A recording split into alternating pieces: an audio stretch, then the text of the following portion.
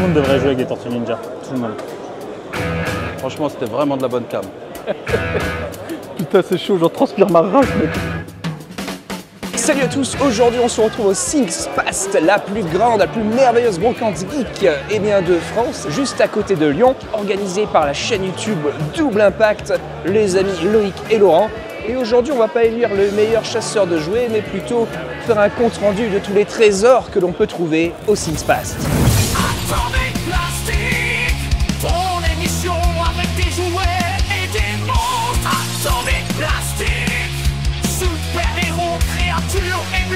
C'est Atomic Plastic.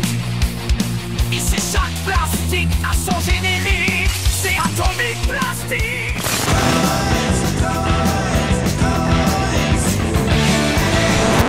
C'est mieux que tes vidéos sur ta chaîne pourrie là. Tes trucs, hein, je me la raconte, j'ai vu un film dans les années 80. C'est bon. Oui, quoi? Non, je crois que je préfère prendre un Sofubi. Sur le stand de filet de Papa Blender. Il est trop bien.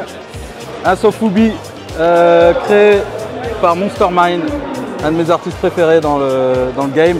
Et en plus dédicacé. Il est magnifique avec son petit costume de Power Ranger vert. Regarde-moi ça, le paint de ouf. Regarde la petite clochette là. Magnifique ça. C'est un phénomène artistique en Asie où des artistes créent des designs à leur kiff et sortent ça à très peu d'exemplaires. C'est pour ça que les prix peuvent être pour certains excessifs.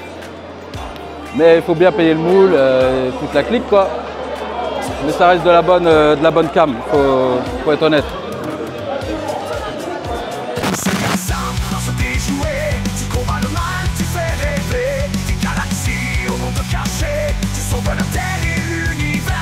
Alors lui on voit qu'il a fait la guerre véritablement. Le truc je sais pas où il était. Mais il est magnifique ce camion. C'est vrai que c'est pas le plus connu. Mais je le trouve vraiment incroyable. Il est merveilleux. Mais il est un peu hors budget pour moi. Oh non! Donc je l'adore. C'est vrai que c'est pas un des véhicules les plus connus. Mais moi je crois que je préfère même lui que le fameux camion des gentils que tout le monde connaît. Lui regardez ça. Il sort d'un épisode de Mad Max avec sa poussière et tout. Et alors il a dit, tu peux l'ouvrir. Mais je sais pas. Oh, oh là, regardez, c'est la grosse Bertha. C'est la grosse Bertha. Ouh, c'est un gros zizi ou c'est la grosse Bertha? On sait pas trop. Ouh, ça frétille là. Putain, regarde-moi ça. Oh là là là là. Oh. Putain, il est beau, hein. Qu'est-ce que ça fait? Oh là là, mais il y a des canons partout. Je découvre, hein, je l'ai jamais manipulé. Le truc. Attention.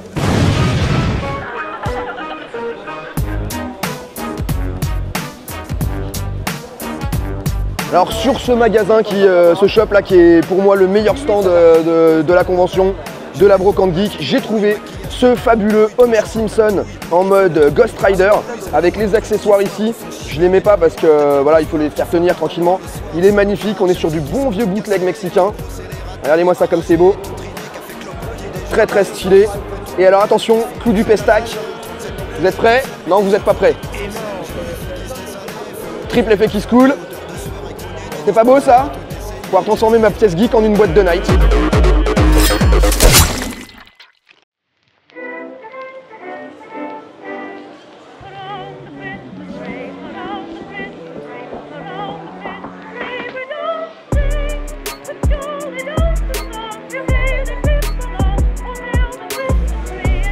C'est les toilettes, c'est le meilleur endroit. Ok, donc là on est sur la gamme de Wild Wild West, le formidable film western steampunk avec Will Smith. Un représentant de l'ordre qui sait porter le chapeau et un vraiment gros revolver. Le film est une catastrophe, on est tous d'accord pour dire que c'est un raté, mais les jouets étaient complètement dingos. Mais surtout, si je vous en parle aujourd'hui, c'est que sentimentalement, il a une saveur très spéciale ce jouet. Donc j'ai eu la chance d'avoir toute la gamme complète lors d'un Noël, mais ce Noël, c'est le Noël où j'ai appris que le Père Noël n'existait pas. Et donc du coup, j'ai assimilé cette gamme de jouets à cet événement tragique. Donc j'ai reconnu les mains de mon père qui m'ont tendu ce cadeau. Et il s'avère que c'était du coup le Dr Loveless, le cadeau qui a été tendu à ce moment-là. Ce n'est que moi, chers amis. Donc du coup, ce jouet qui est vraiment cool en termes d'esthétique, avec les gadgets, les designs sont excellents dans Wild Wild West. Je vous conseille d'ailleurs de voir ce film. Will Smith, Kevin Kline, Kenneth Branagh et Salma Hayek.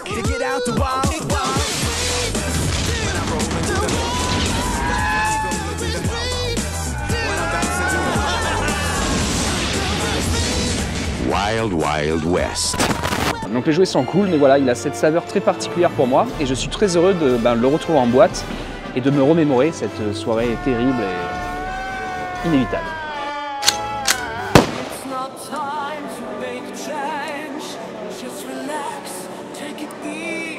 Je vais te montrer un truc qui vaut vraiment le coup d'œil parce que c'est quelque chose qu'on voit très rarement, qui est pour moi, peut-être, je vais le dire, peut-être le plus beau jouet jamais conçu. Mais vraiment, hein, et je pèse mes mots, c'est ce robot Poppy Tetsujin, qui est un graal parmi les graals pour les amoureux de robots japonais. On ne peut pas faire mieux, il y a du métal, du plastique, c'est grand, il y a des mécanismes, il y a des systèmes aimantés. C'est tout l'art japonais condensé en un seul produit. Vraiment la précision de la manufacture, c'est les peintures. Et pour un truc qui a plus de 30 ans, c'est magnifique. Et c'est tellement rare surtout à voir. Donc rien que pour ça, pour moi, c'est la pièce vraiment de cette édition du ThinkSpace parce que c'est magnifique. Vraiment. Je vais pas le prendre tout de suite, mais il va me le mettre de côté. C'est lui. Ah, qu'est-ce qu'il y a? Calme-toi, toi. Quoi, calme-toi? Calme-toi quoi? Tu viendras à la maison bientôt. Bientôt, tu viens à la maison, je te dis. Mais pas tout de suite, je dois payer la taxe d'habitation d'abord. Non, la taxe d'habitation.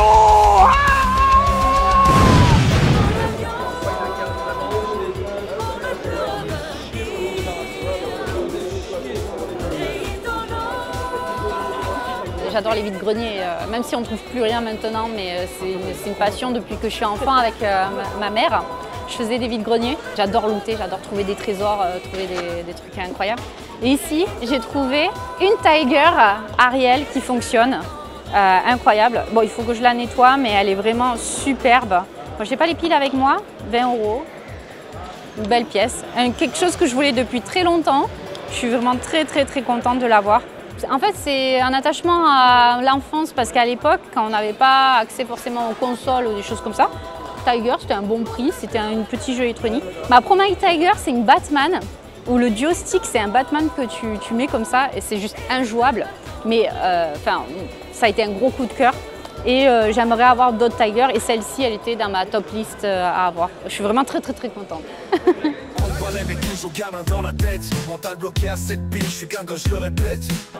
Alors mon loot d'ici, c'est un truc que je connaissais pas, qu'on n'avait pas beaucoup à connaître d'ailleurs.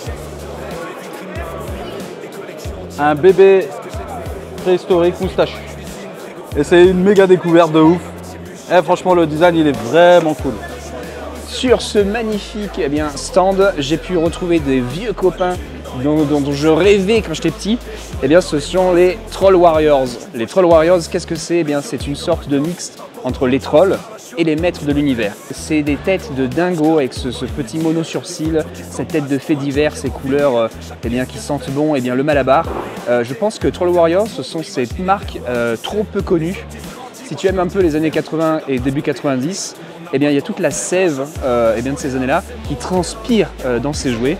Donc j'ai envie de dire que c'est des masterpieces. En fait, moi, maintenant, comme je commence à arriver au bout de certaines gammes, j'ai vraiment un amour pour le bootleg. Parce que pour moi, c'est vraiment une gamme dans la gamme. On est vraiment dans le jouet de bazar. Mais voilà, c'est cheap. Là, par exemple, c'est un bootleg de Silverhawks, donc avec une carte militaire. Donc tu vois, rien à voir avec le jouet de base. Normalement, c'était du tissu. Là, les ailes, c'est en plastique dur. C'est assez grossier. C'est peint avec les pieds. Mais c'est génial parce que voilà, c'était un jouet qui était aussi destiné à un autre public, qui n'avait peut-être pas forcément les moyens à l'époque d'acheter du Kenner. Et pour moi, ça fait vivre quand même la gamme à travers, même si c'est de la piraterie. On n'encourage pas la piraterie, mais je veux dire, c'est quand même, ça porte la marque et la gamme, donc je trouve ça génial.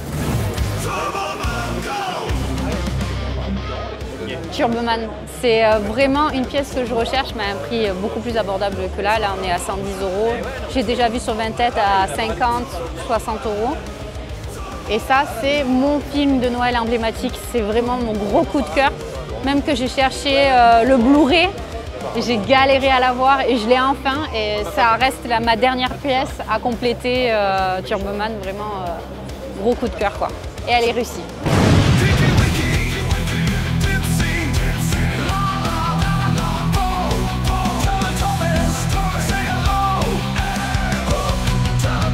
On vient sur une boutique où ils font que du bootleg mexicain. Et donc moi ce que j'ai trouvé, c'est magnifique Leonardo mécanique. Enfin, je ne sais même pas si c'est vraiment un Leonardo. C'est une sorte de melting pot de toutes les tortues avec un mini Leonardo.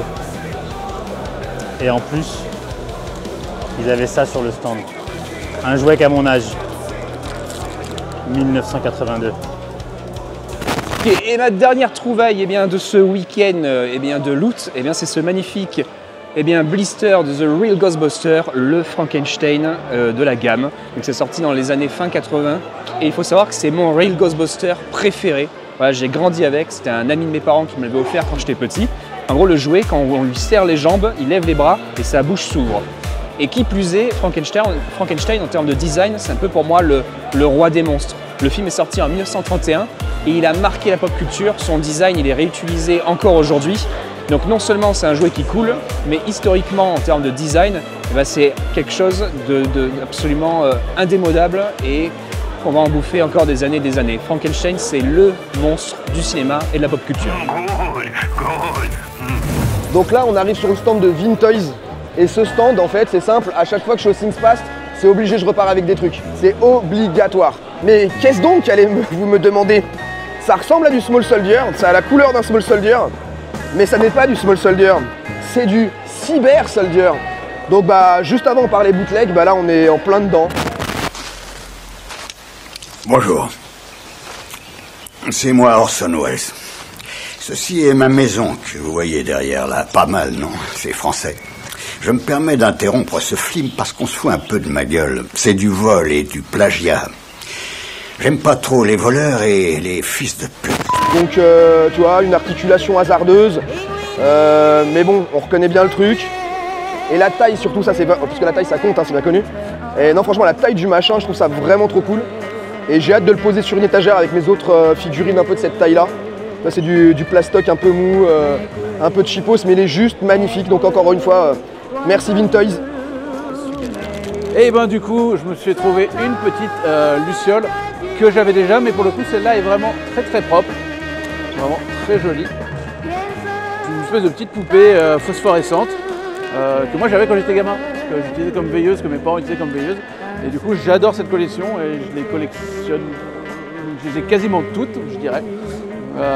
Mais ça sert à les trouver aussi propres et à un aussi bon prix. Oui, il y a de la fumée là, tout crame derrière.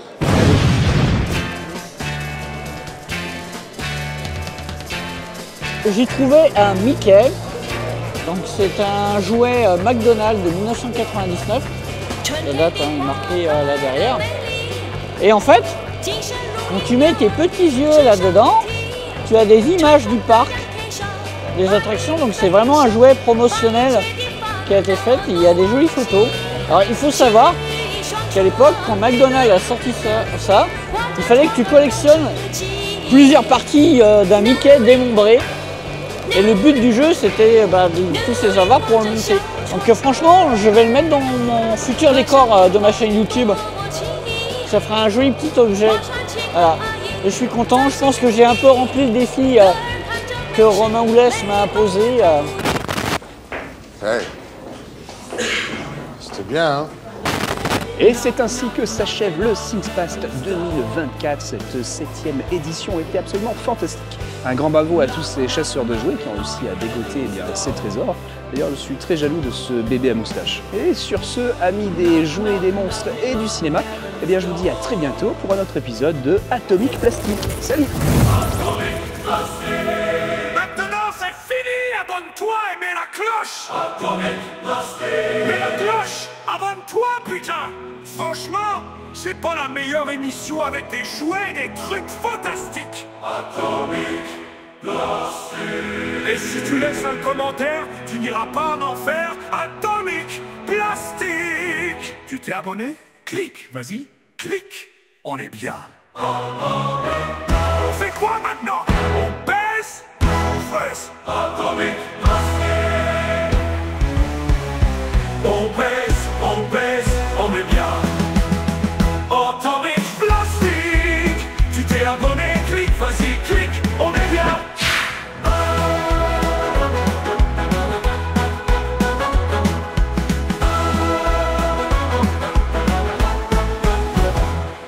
fait quoi maintenant? On baise vos veuses.